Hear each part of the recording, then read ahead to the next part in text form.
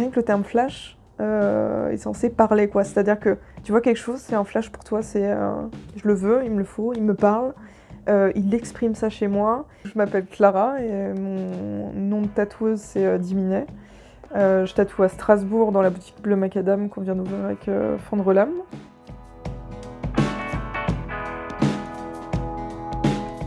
Je pense que pour parler de comment j'ai atterri dans le tatouage, il faut parler déjà de comment j'ai atterri dans le dessin, dans l'art et dans la pratique artistique de manière générale.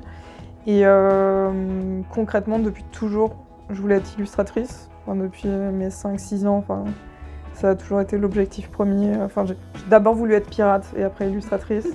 Ma maman m'a dit que ça n'existait pas à part les pirates du web. Donc du coup, je suis restée focus sur illustratrice. Et du coup, j'ai tout axé là-dessus. J'ai beaucoup dévoré de livres d'images, d'albums, des choses comme ça. Parce que l'idée, c'était un peu ça, c'était de faire des grands albums d'illustration. Et pas mal de films d'animation aussi. J'ai pris beaucoup de cours de dessin et même de cours de pratique artistique de manière générale, même très jeune. Je sais pas, j'ai fait des cours de marionnettes, de mosaïque, de plein de choses. Et ma mère m'a pas mal poussée dans ce sens-là. Elle m'a dit tout de suite, tu gagneras pas d'argent, mais c'est pas grave, tu feras ce que t'aimes. Donc ça m'a paru assez cohérent. Et, du coup, je l'ai suivie. Enfin, elle m'a aidée à continuer dans ma voie. Et c'était pas con. Du coup, donc pendant l'école, au collège, lycée, etc., j'ai eu beaucoup d'options, histoire de l'art, art plastique, etc. Et en plus de ça, au lycée, vu que je savais que j'allais entamer une école d'art, j'ai pris des cours particuliers d'illustration avec une illustratrice, justement, et Bénédicte Nemo. Je pense que c'est une des personnes qui m'a le plus ouvert sur des pratiques artistiques autres que ceux dans lesquels j'étais enfermée depuis toujours. Clairement, elle m'a expliqué que, d'une manière bien plus métaphorique, que l'art n'était pas juste dans un poids-crayon et dans une trousse. Donc elle m'a éveillée à la gravure, au collage, à l'animation 2D, 3D, etc. À toutes les formes de dessin, que justement c'était pas juste une feuille blanche sur laquelle on appose des couleurs, mais que tu pouvais ajouter des couches et multiplier, faire des séries, etc. Et c'était assez important. Et c'est une des premières personnes à m'avoir dit c'est marrant, je te vois plus faire du motif que de l'illustration pure. Et je m'étais dit trop bizarre, limite ça m'avait vexée vu que j'étais focus sur de la peinture, sur de l'illustration, sur de l'image narrative, des choses comme ça. Je m'étais dit motif, pourquoi elle me parle de motif? Dans ma tête, je voyais textile et je sais pas, bon, c'est resté quand même dans ma tête et bref. Donc après, j'ai fait l'atelier de Sèvres en école préparative, je ne sais pas, pour tenter les arts décoratifs de Strasbourg, vu que c'est la seule école d'art, qui propose une option illustration en école publique en France. Et du coup, donc, je l'ai tenté, je l'ai eu, je suis venue, j'ai vaincu, exactement. Ça a été assez particulier parce que moi je m'attendais, vu que j'avais fantasmé depuis mes 5 ans sur l'illustration, l'art, etc., je m'attendais à Disneyland, clairement. Et c'est plus ou moins Disneyland, mais avec des plus et des moins. Déjà, c'est en tant que personne, c'est une expérience assez traumatisante parce que on a des artistes qui sont donc nos profs et donc souvent des gens avec un sacré caractère, un sacré vécu, et tu te prends des sacrés gadins aussi lors même de toutes les présentations, pas forcément tout ce qui est bilan d'année, etc., mais toutes les présentations sont assez corsées, quoi. Moi qui sors là actuellement, tout va bien, je présente bien, mais j'étais une très grosse timide. Donc j'ai appris un petit peu à forcer mon caractère et aussi à prendre mes décisions, parce que par exemple, donc actuellement ma pratique artistique, elle est à 99% autour du thème de l'animal, de la flore, la faune. Et pendant toutes mes études, on m'a répété que c'était ringard et que ça ne marchera jamais. Donc il a fallu que j'insiste. et j'en suis là. Donc rien que ça, j'aurais pu abandonner très vite en fait. Et il y en a beaucoup qui ont abandonné et je suis contente d'avoir insisté là-dedans et d'avoir aujourd'hui des gens qui me suivent pour ça, précisément. Et je pense que ça a été pas trop con de rester sur ma sensibilité, qui est le monde animal et tout ce qui me touche, et du coup de continuer à bosser là-dedans, quoi. Et donc, j'ai eu mon diplôme d'illustration, et je dirais que peut-être un mois avant mon diplôme, je me suis dit, je crois que je veux plus faire illustratrice. Parce qu'en fait, pendant mes études, je me suis rendu compte que j'avais beaucoup fantasmé le métier d'illustrateur, que le monde de l'édition lui-même m'avait pas mal déçue. C'est-à-dire que pendant nos études, on nous demande de pousser à l'extrême toute notre créativité, tout notre sens personnel, tout ce qui nous touche, nous rend sensibles. On explore tout pour arriver à une maison d'édition qui demande de faire du Tom Tom et Nana pour que ça rentre dans les cases. Et donc non. Et donc du coup, mon arrivée vraiment dans le tatouage, même si je pense qu'elle est liée à tout ce background, elle sort quand même comment dire, d'un petit hasard. En gros, j'ai un ami qui s'était fait tatouer, enfin non, qui s'était tatoué lui-même avec un stylo bic et une aiguille quand il était en 3e. Au cours d'une soirée, il me montre ça, il discute avec moi de ce truc-là, et moi j'avais pas de tatouage, je connaissais pas grand monde de tatoués, je m'étais jamais penchée sur la question. Et plus ou moins en discutant de ça avec lui, je me suis dit, je sais pas, j'ai eu l'impression que ça avait désacralisé complètement le tatouage, en me disant, ok, lui en 3e, il a décidé de faire lui-même son tatouage, quoi. Avec conscience de rien. Et c'était assez drôle parce que son tatouage était hyper fantomatique. Je trouvais que c'était une autre forme de tatouage. Et du coup, le lendemain, je m'en suis fait un. Moi-même, avec donc du coup une aiguille, de l'encre de Chine, vraiment comme ça. Et en fait, je m'attendais vraiment au résultat fantomatique qu'il avait, qui limite, ça se voit à peine. Et en fait, il était bien noir et il était bien là, et c'était un vrai tatouage, quoi. Et du coup, ça m'a rendue vraiment curieuse, et de la technique, et même de l'objet tatouage en lui-même. Et du coup, j'ai commencé à me renseigner sur internet sur qu'est-ce que je venais de faire là, quoi.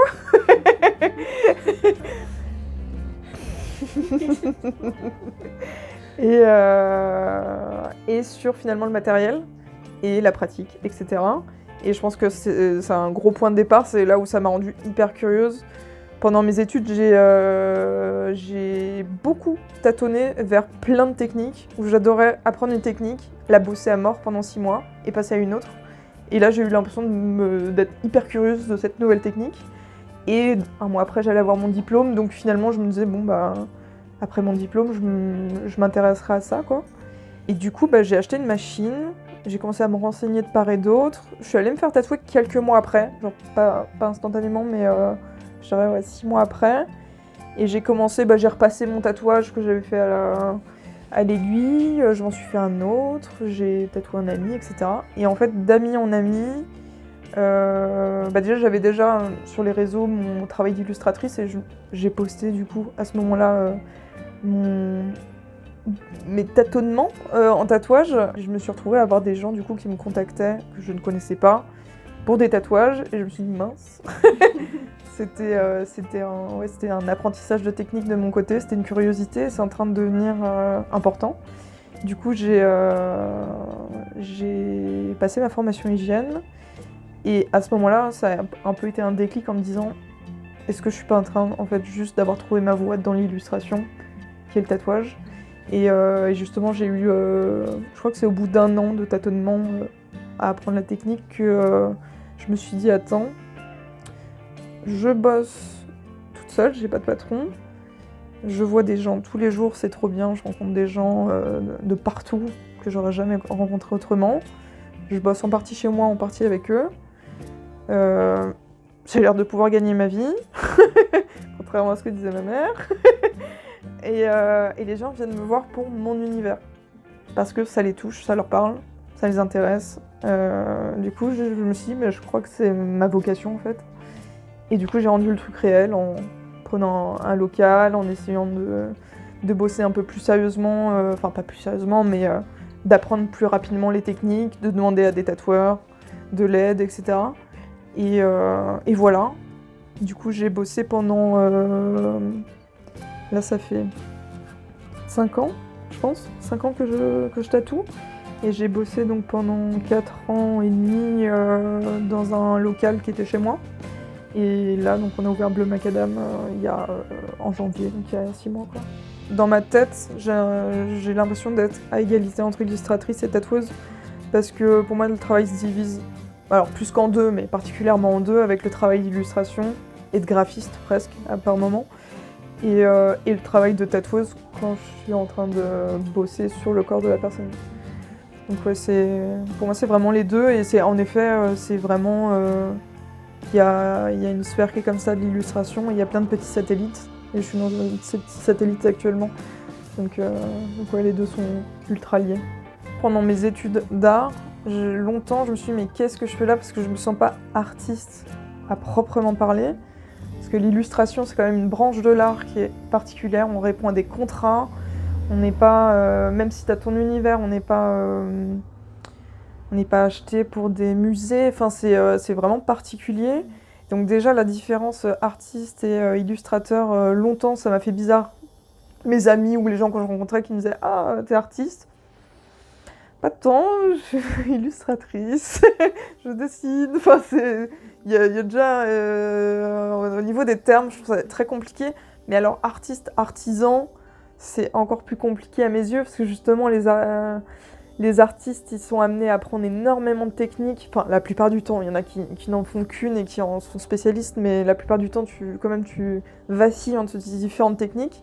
À mon avis, dans l'artiste, il y a toutes ces facettes-là, quoi, en fait. Il y a autant un graphiste qui répond à des demandes et un artisan, en fait. Et ouais, je sais pas. Honnêtement, je sais pas. Et je pense que le tatoueur, enfin, en tout cas, moi, la vision que j'en ai actuellement, c'est que j'ai vraiment l'impression d'avoir appris une technique, de la perfectionner tous les jours. Il y a un côté artisan. Et en même temps, on me demande mon univers à moi, donc il y a un côté artistique. Franchement, c'est vraiment mince la différence entre les deux, mais aucun des deux adjectifs me vexe. Il y a différents types de travaux dans le tatouage même, et que moi je fais ma partie à moi et que je respecte complètement tous ceux qui font tout ce que je sais pas faire. Et moi, c'est vrai que je pense que j'ai une version de mon travail enfin du travail de tatoueur qui est plus appliqué, entre guillemets. Dû sûrement à mes études d'illustration, à base de commandes, etc. Et ça m'empêche pas d'adorer la partie complètement intime qu'il y a avec la personne, justement du duo tatoueur-client, où moi je fonctionne énormément par mail et j'adore lire les gens. Autant je mets très longtemps à répondre parce que justement j'aime bien y réfléchir, peaufiner, etc. Vraiment réfléchir si je peux faire ce tatouage, s'il est fait pour moi, etc. Mais lire les gens, il y en a qui se livrent énormément par mail, d'autres qui vont à demi-mot mais on comprend tout. C'est quelque chose que j'aime beaucoup. Et souvent, pendant la séance, les langues se délient et c'est extra aussi. Enfin, je me suis fait beaucoup d'amis comme ça et mes journées se remplissent de choses à raconter comme ça, quoi, aussi. Mais pour la partie où il y a appliqué, c'est vrai que je fais des commandes, on travaille le dessin, il y a des corrections, il n'y en a pas, la personne est contente, on se donne rendez-vous, enfin, c'est assez classique, quoi. J'aimerais être la plus heureuse possible, et pour être la plus heureuse possible, il faut que je fasse des choses qui soient cohérentes avec moi-même. Et comment expliquer ça Et du coup, ouais, rencontrer des gens et que ça se passe bien, ça fait partie de ce qui me rend heureuse dans mon métier, quoi. C'est même une grande partie. Et j'adore... il y a vraiment deux facettes que j'aime beaucoup dans ce boulot. J'adore bosser toute seule chez moi, m'énerver sur mon dessin qui marche pas, que je relis le mail, et finalement d'un seul coup ça fonctionne, c'est trop bien, je l'envoie, la personne est contente ou non et on en rediscute, etc. Et vraiment cette partie rencontre. Parce que finalement la partie application du tatouage tatoué, c'est presque accessoire parce que j'ai quand même plusieurs années de pratique derrière, donc il n'y a plus de stress, il n'y a plus de questions, enfin voilà. Du coup, c'est le moment où on discute, on partage. C'est rarissime que la séance se passe de manière tellement douloureuse que la personne ne peut pas discuter. Donc en général, il y a quand même vraiment une grande partie où déjà je discute pour rassurer la personne. Et c'est un moment particulier, quoi. La personne se fait tatouer à vie quelque chose que j'ai fait, qu'elle m'a demandé souvent. Donc je sais pas, en plus, je suis curieuse de ces gens qui viennent me voir. Pour des dessins, parce que on en parlait tout à l'heure, je partage pas du tout ma vie, mon visage, etc. Et donc les gens connaissent que mon travail de moi. Et à part ceux qui me connaissent personnellement ou m'ont déjà vu, ont déjà pris rendez-vous. Mais donc souvent ça me rend curieuse de me dire ils me connaissent pas et ils me font confiance. Et ils m'ont fait même déjà confiance en m'écrivant, en me confiant une partie d'eux-mêmes. Donc on va forcément avoir quelques petits points en commun et c'est déjà le début de quelque chose, quoi. Mais ouais, non, je pense que c'est la partie du boulot qui me rend vraiment heureuse, quoi. Moi, je sais que le bouche à oreille marche énormément pour mon travail. Quasiment tous mes clients me disent « Ah, t'as tatoué ma soeur, ma pote, mon machin ». Et je pense que ces gens-là disent « Ah, ça va, est-ce qu'elle est sympa ? Ah ouais, ça se passe super bien ». Enfin, évidemment, il y a ça, ils ont un petit indice comme ça. Mais c'est vrai que finalement, les gens choisissent pour un univers artistique. Donc c'est assez étonnant, quoi. Je trouve comme rencontre. Moi qui... je sais pas, par exemple, j'ai discuté avec des amis de ce truc insensé qui est les rencontres via Tinder et compagnie. Et en fait, je fais exactement la même chose, quoi. Oui, c'est vrai. C'est pas pour louer... je sais pas, c'est pas pour tomber amoureux, quoi, mais c'est quand même la même chose, quoi. Oui, c'est vrai. J'ai souvent la question de la part de mes amis, c'est toujours ceux qui ont les questions les plus bizarres, hein, les amis, de toute façon.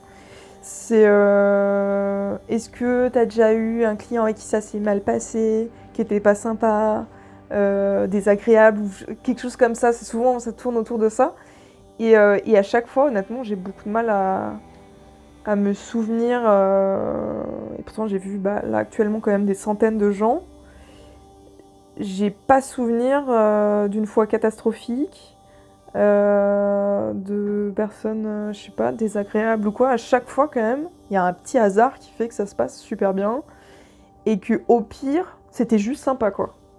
Je trouve ça assez inouï, justement, par le biais de rencontres sur catalogue comme ça, ou par oui dire que ça, par des amis que ça se passe bien, que je mange personne, etc. Je trouve ça assez marrant. En plus, je m'estime assez compliquée au niveau relations sociales. Enfin, j'aime bien mes amis, ils sont très sélectionnés, ils sont très choisis. Et j'ai même un petit côté misanthrope, mais bizarrement, j'adore tous mes clients, quoi. À chaque fois, je pense que c'est mon côté curieuse et en vrai, j'aime les gens au fond. Mais à chaque fois, je pense que quand la personne arrive, je me dis j'ai tout à découvrir, donc forcément, ça va bien se passer. Et en plus, la personne arrive dans un état plus ou moins de stress ou d'excitation. Donc déjà, c'est hyper particulier. Enfin, c'est forcément... Enfin, si la personne est stressée, je vais essayer plus ou moins de parler pour essayer de la mettre à l'aise, etc. Et déjà, c'est le départ de quelque chose. Et si la personne est excitée, je partage son excitation, forcément. Je suis très bon public, donc ouais, non, c'est... Je sais pas pourquoi ça fonctionne si bien, ce contact-là particulier. Le sujet des flashs, c'est marrant parce que moi, il tombe sous le sens à mes yeux, mais justement, sûrement dû à ce bagage artistique que j'ai. Mais c'est un débat que j'ai beaucoup avec les gens qui se questionnent sur le tatouage. Je pense au père d'une très bonne amie à moi, qui était hyper curieux de la pratique du tatouage, et justement le flash, c'était le truc qui le titillait le plus, où il me disait mais je comprends pas, ils te prennent juste un dessin presque pour te faire plaisir, quoi. Et je pense qu'ils visualisaient pas le fait que rien que le terme flash est censé parler, quoi. C'est-à-dire que tu vois quelque chose, c'est un flash pour toi, c'est je le veux, il me le faut, il me parle, il exprime ça chez moi. Et même moi-même, je me suis fait tatouer des flashs, je serais incapable d'expliquer, ça m'évoque ça. C'est juste, il me parle. Il me parle et j'ai envie que ça fasse partie de mon corps et c'est inexplicable, quoi. Mais c'est vrai que c'est un sujet qui est assez compliqué pour les néophytes, on va dire ça comme ça, où justement, pour eux, le tatouage, il faut que ce soit bourré de sens, bourré de, euh, de symboles, de choses comme ça, de représentations, pour moi, c'est comme dire d'une peinture abstraite, on ne voit pas ce que c'est, quoi. Donc ouais, non, c'est drôle ce sujet ouais, qui est hyper lié ouais, bah, et à l'art et à l'humain en soi.